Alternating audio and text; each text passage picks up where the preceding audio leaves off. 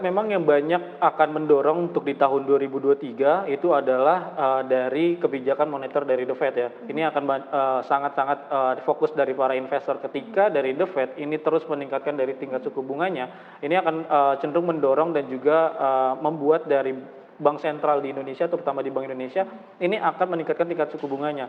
Ini juga akan menjadi, suatu beban ya kepada beberapa sektor yang memang akan mendorong, ataupun juga memperberat dari laju kinerja keuangannya. Dan selain itu juga ada inflasi yang memang, kita tahu, sudah mulai mereda memang sampai di, bulan Desember atau bulan November kemarin, tapi kami melihat masih akan, cukup tinggi ya, didorong memang harga komoditas masih tinggi. Jadi ketika harga komoditas tinggi, ini akan berdampak kepada beberapa raw material yang lain, sehingga ini akan berdampak kepada peningkatan dari beban dari perusahaan. Nah, ini yang memang juga, cermatan dari, suku bunga, lalu juga inflasi. Berikutnya adalah Covid. Nah, memang kalau kita bicara Covid di Indonesia tidak terlalu besar ya, atau tidak begitu berdampak sekarang, karena kita tahu untuk dari Covid sendiri sudah mulai, mereda, lalu juga, dari pemerintah sudah mulai bisa menstimulus ya. Tapi yang menjadi khawatir adalah, Covid di Cina, karena dengan peningkatan yang cukup tinggi, ini akan mendorong dari demand-nya ini, dari Cina akan cenderung untuk turun ya. Jadi ketika demand dari Cina ini turun, akan berdampak kepada perusahaan-perusahaan yang ekspor komoditas ke China ataupun juga ke beberapa negara lain. Walaupun untuk ada demand dari Eropa, kami melihat tidak begitu tinggi seperti itu. Baik, nah, Mas Akil, kalau untuk pelaku pasar sendiri begitu ya, untuk kedepannya atau bagi para investor, ini sebetulnya saran komposisi portofolio bagi investor retail untuk 2023, ini perlukah jumlah aset saham dibatasi dulu atau ya udah nggak apa-apa gitu? Ya, kalau kita cermati ya untuk di dalam jangka pendek ini kembali ya, karena, kita harus melihat dulu bagaimana keputusan dari Bank, The Fed Ya, sendiri ya. Kalau memang nanti masih terus ditingkatkan dari tingkat suku bunganya, ini akan, cukup beresiko untuk di saham. Sehingga, untuk komposisinya lebih baik kita kurangkan ya, karena dengan resiko yang masih tinggi, terus juga ada potensi, dari krisis dari ekonomi di global, ini juga akan menjadi pendorong bahwa, dari investor akan melihat resiko yang cukup tinggi di saham. ya.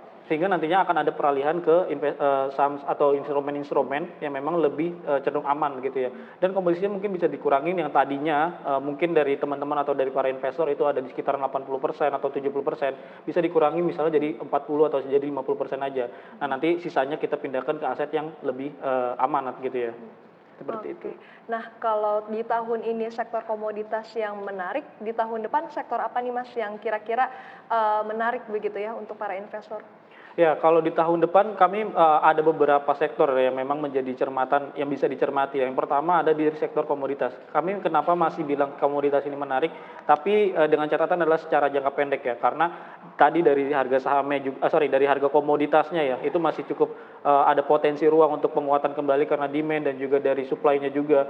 Lalu yang berikutnya kedua adalah, sektor telco ya. Ya. Kenapa sektor telco ini menarik? Karena, kami tidak melihat memang untuk yang misalnya, secara under value atau apa ya, tapi di sini ada ruang pertumbuhan sebenarnya dari sektor telco ketika, dikabarkan bahwa di tahun 2023 ini akan ada lelang ya untuk frekuensi 5G.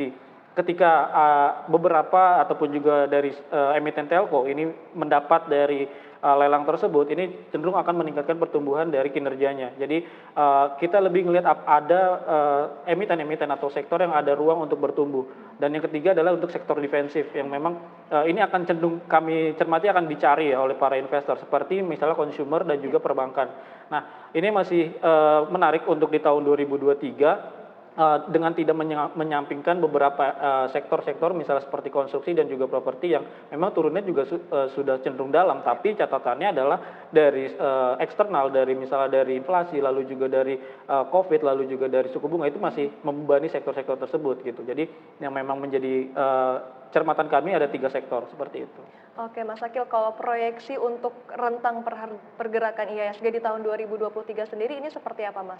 Ya, kalau untuk rentan pergerakan dari, IISG ya, kami melihat memang, tidak, begitu optimis ya, Ya. akan menyentuh kembali ke all time high-nya. Nah, kenapa? Memang tadi ya, ketidakpastian dari ekonomi global, lalu juga banyak sentimen-sentimen yang nampaknya akan cukup negatif ya, apalagi kita mau menjelang pemilu ya Ya. nanti.